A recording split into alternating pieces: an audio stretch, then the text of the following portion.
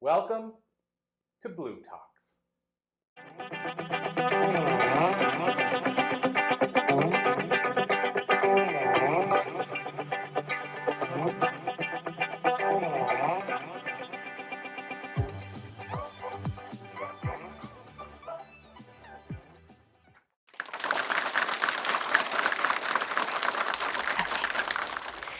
Hello, everybody. I am so excited to connect with you today. Imagine just for a moment that you are going to travel through time in a time machine. Not just any time machine, but the DeLorean. That is the amazing car that starred in Back to the Future. And that is going to be your time machine today. As with all journeys, it is so important to have a guide, and today I will be your guide. My name is Jennifer Dawn. I am a Hay House author, speaker, intuitive business coach, spiritual medium, and a spiritual teacher. And I'm very excited to take you today on a journey through time. I am going to take you to pivotal moments in my life that literally became the spark for my Phoenix rising. Are you ready to begin?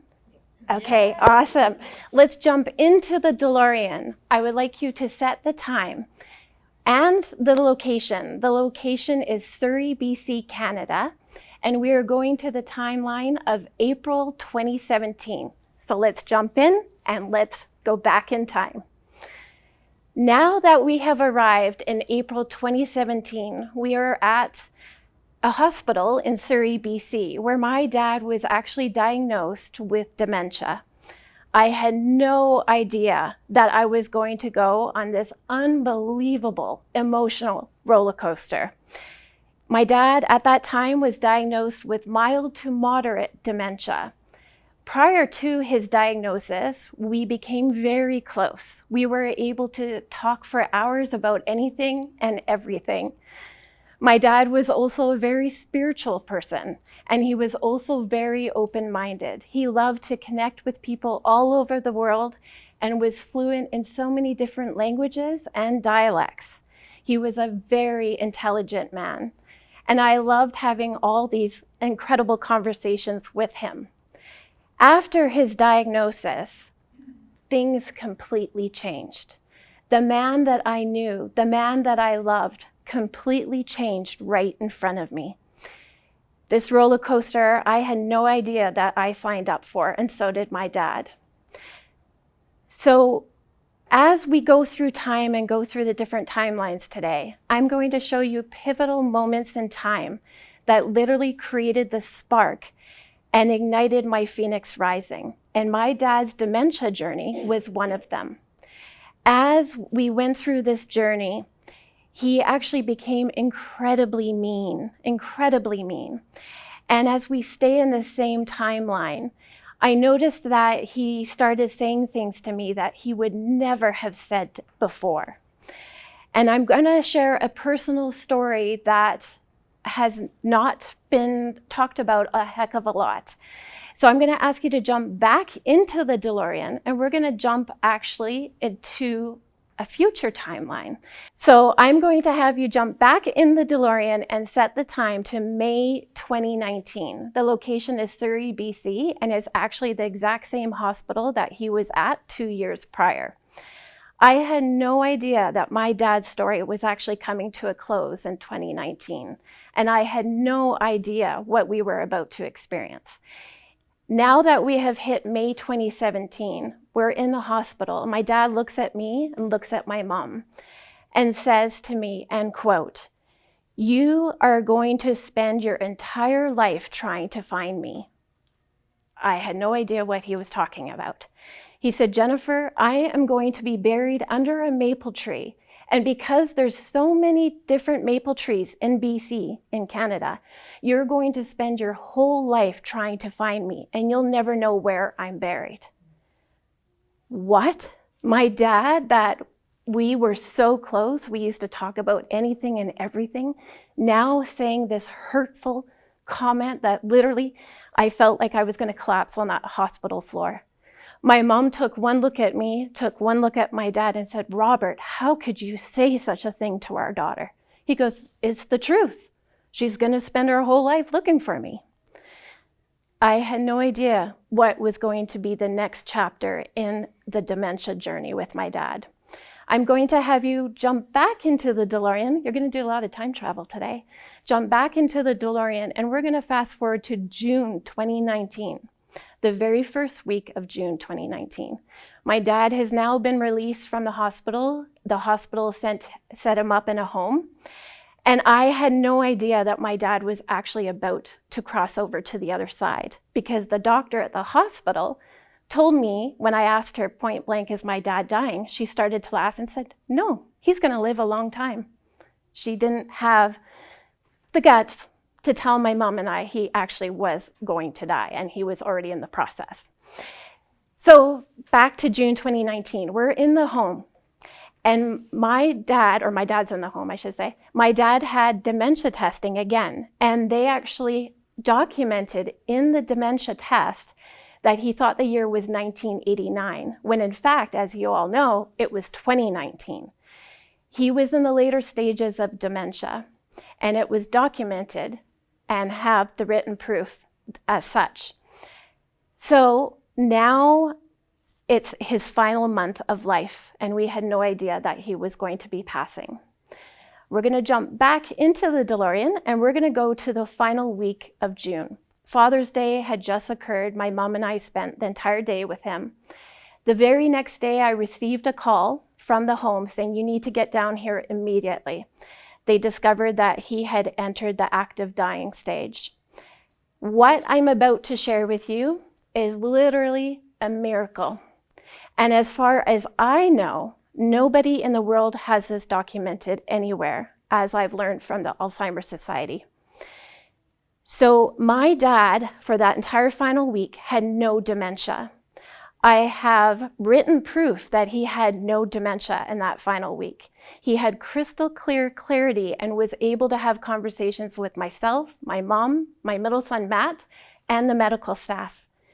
It was amazing. I had my dad back, even for a small moment of time. I had a final week with him. And then he started sharing what it was like for him to have dementia. He actually explained how it was like two people in one body. He said the person that was in control of the steering wheel was the dementia person. He heard the god-awful things he said, including about the maple tree. But he said he had no control over that person. That person had control. And he said he was inside screaming, trying to say that that was not him, but he could not talk because the dementia person had control of the steering wheel. I'm involved with the Alzheimer's Society of BC, Canada, and also International Society. And one of the ladies that I became friends with, she said to me, "Jennifer, I have worked for the Alzheimer's Society for over 30 years. Nowhere in the world have I ever seen this documented, anywhere. There is moments of time where sometimes before a person passes with dementia, they have just a few moments of clarity before they're passing, but never a week." So let's go back to that room with my dad. My dad explains not only about dementia, but also his physical process of dying. He tells me what it's like to feel death coming. I cried a lot in that week. So at one point, I stepped outside and sat in the waiting area. And as I'm trying to collect my thoughts, I received this intuitive download because I am highly intuitive and very connected with spirit. And they literally said to me, "Jennifer, you need to record." And I said, "What?" They said, "Jennifer, you need to audio record your dad. Trust us." Okay. And I have learned enough from them to know when they say something, I trust it. So I downloaded an app on my phone. I went back to the room and I audio recorded the last 4 days of my dad's life. On those recordings, my dad shared not only about the physical process of dying, but also shared what he was experiencing as he was transitioning On one of the audio recordings, I actually catch him talking about the life reel and how they're showing him photos of himself and memories from his life. And that's caught on audio. It was an amazing experience. At one point, he says to my son, Matt, your mom is going to write a book. I know she's going to write a book. And my son says, I know she is too. The book is called Dad's Pennies from Heaven, and it will be released from Hay House probably later this year. That whole roller coaster experience with my dad was a spark that created the Phoenix Rising for me. The night before my dad passed, I told him, Dad, and I am crying, I said, you know I'm psychic. He knew I was psychic, always did. I said, but Dad, you did not know that I actually am a medium as well. And in the last 2 years that you had dementia, I've actually been developing my mediumship. And I help people all over the world. And I help people connect with loved ones in spirit. But Dad, you're my dad. You're going to have to give me some time to recover and to grieve. I said, as tears are streaming down my face, I said, Dad, we've always loved butterflies and we've always loved ladybugs. So please show me ladybugs or butterflies when you're trying to get my attention. And my dad was not able to talk at that point, and tears started coming down his face, so I knew he heard me. Spoiler alert, my dad did not wait to give me time to grieve. He came the very next day after his passing. Okay, I'm going to have you jump back in the DeLorean, and we're going to set the time to May 2017, and the location is Maple Ridge, BC, Canada. In May 2017, I had a dear friend that has known me for many years. She said, Jen, you need to go out and share with the world who you really are. You need to stop hiding from the world about your abilities, and you need to share with the world what you can do. My husband and I know what you can do, but it's time that the world learns what you can do. And I said to her, Nicola, I don't know if I can do this. She goes, Jen, I know you can do it. So I set up a private group on Facebook and launched into the world and came out of the spiritual closet officially. And it was amazing. I felt finally that I could really show the world who I was and not have to hide anymore. Then, after I spent some time developing the group and connected with people all over the world, I had this inner knowing that something was about to occur, but I didn't know what it was. I just knew something was about to happen. And on that note, I'm going to have you jump back into the DeLorean. Let's set the time this time to December 2017, and the location is Maple Ridge. Now, I had 2 large coonhounds. Now, if you've ever seen coonhounds, they're not a small breed dog. They're a medium-large breed dog. And the 2 girls weighed 250 pounds. I like to tell people I'm 5'3", but that's really not true. If I had a punk hairstyle, maybe I'd be 5'3", but I'm 5'2". So 250 pounds is a heck of a lot for me to walk at the same time. And the rain had just stopped. And I remember actually looking at Adele and Adina's leashes and saying to myself, why do I have to go and walk you both at the same time right now? And I don't know why, I can't really explain it other than I felt like somebody was kicking me in the derriere and telling me, you have to walk the girls right now. So I leashed both Adela and Adina, we go out for a walk. Everything was going good for the first couple of minutes until Adina, who was a very shy, very timid coonhound who never went up to any dogs, all of a sudden sees this elderly couple walking their terrier and she gets excited. She gets animated and all of a sudden starts to run towards this terrier. The next couple of minutes are black for me. And the reason being is because I actually fell backwards and actually hit my head on the pavement. What I did not know in that moment is I actually split my skull open. And that's what I did not know. When I finally came to, I saw the wife at the bottom of the hill screaming at the top of her lungs, you need to get to the emergency now. She saw the whole thing and saw how I blacked out. I was not responding to them. I don't know how, I somehow got home with the 2 coonhounds and I went to the emergency. And this is where it really became interesting. The emergency doctor did the CT and he said, Jennifer, I don't know what you do for a living. And I'm like, uh-oh. He goes, I don't know what you do for a living, but the entire right side of your brain where intuition lies is actually completely covered in blood. You are bleeding and swelling where intuition lies. And I'm like, oh boy. And he goes, what do you do for a living? And I'm like, oh, I only do readings for a living. He's like, oh, well, I don't know if that's going to be happening for you anymore. Well, I had no idea that this incredible trauma, physical trauma to my brain and my head, and this incredible challenge was actually going to be the catalyst for massive change and transformation for me. This is really the Phoenix Rising moment. I knew that I had different abilities, but I did not know I was also a medium and how connected I really can be.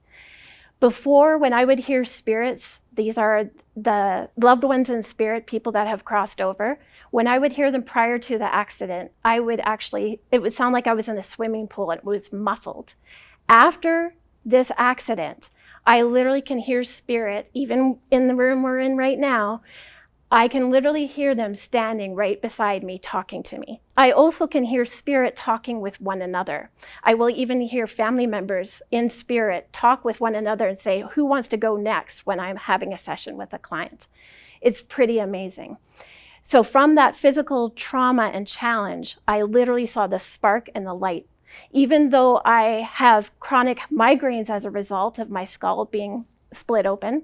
And also I have permanent facial palsy as a result of what happened with the serious concussion. I do have a blessing from that concussion. Now I am able to connect with people, including people and pets that have passed, that I would not have been able to do so before.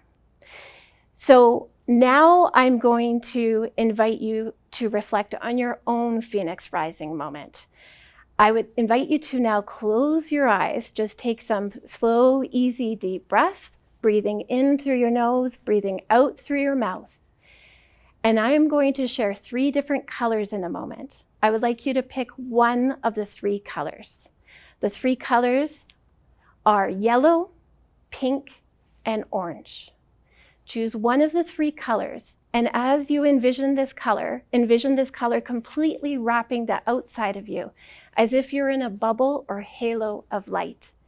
If you envision yellow, I would like you to reflect on a time in your life, any timeline, that you had a challenge that you didn't think you were going to overcome, but you did. You got through to the other side. And how did it feel to get through to the other side? If you envision pink and you're completely encircled with pink, I would like you to reflect on a time that a loved one, whether in the physical reality or a loved one in spirit, assisted you with your challenge. And lastly, if you chose orange, I would like you to reflect on a time that a challenge actually ignited creativity within you. Did you start to paint? Did you start to write? Did you start to dance? Take a moment now and just reflect on how that felt. And now I would like to bring you back to the moment, slowly opening your eyes and returning back to present day. How do you feel? Good. Awesome. It has been a pleasure journeying throughout time and going through the different memories and challenges that sparked my Phoenix Rising. It has been a pleasure to connect with you and your energy today. My name is Jennifer Dawn. Feel free to connect with me on social media. My email address is info@jenniferdawn.net and my website is jenniferdawn.net. And if you love nature, feel free to check out my tree talks on TikTok, Tree Talks with Jennifer Dawn. It's been a pleasure and thank you, everybody.